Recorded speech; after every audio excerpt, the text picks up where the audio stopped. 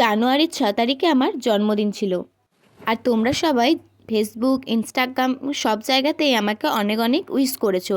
তার জন্য তোমাদের অসংখ্য ধন্যবাদ। সকাল সকাল ঘুম থেকে উঠে আগে বাড়ির পুজোটা করে নিয়েছিলাম।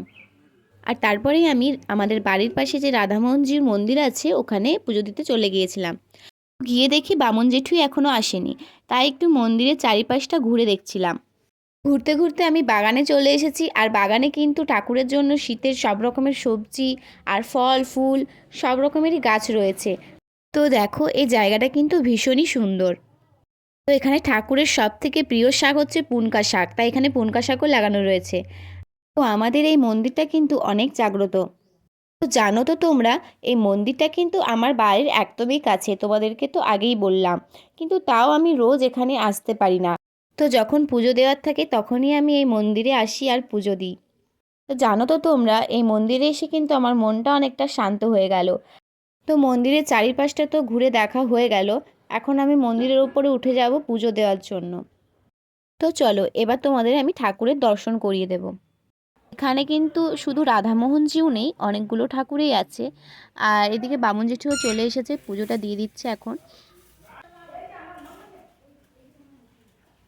ওম তুলসী পরমং পদা সদা পশ্যন্তি সূর্যদেবী চক্ষুরা সংসাহ পৌষমাসে শুক্লপক্ষে অষ্টমী তিথি রিয়া সিংহ রায় কাশ্যপ পুত্রস্য নমস্কার।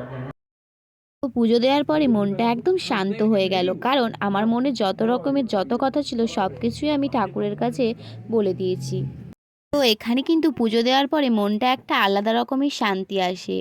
তো তারপরে আমি এখানে মগরার জল মাথায় নিয়ে নিলাম। আর এই মগরার জলটা কিন্তু হচ্ছে ঠাকুরের স্নান করার জল। তো আজ তো আমার জন্মদিন, তাই বামুন জেঠু আমাকে বলছিল মিষ্টি খাওয়ানোর জন্য। আর তার সাথে জিজ্ঞেস করছিল যে এই জামাটা কে পছন্দ করে দিয়েছে, জামাটা কিন্তু খুব সুন্দর। পুজো দিয়ে বাড়ি যাওয়ার পরে আমি আমার কাজের জায়গায় যাওয়ার জন্য এখন বেরিয়ে পড়েছি। আর আমি যেখানে কাজ করি সেখানে কিন্তু আজকে আমার বার্থডে সেলিব্রেশন হয়েছে।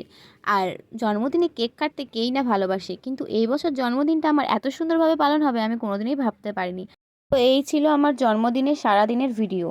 তো ওই ভিডিওটা কিন্তু আমি এখানেই শেষ করছি। আর ভিডিওটা কেমন লাগলো অবশ্যই কিন্তু তোমরা কমেন্ট করে জানিও। তো দেখা হবে নেক্সট কোনো ভিডিওতে।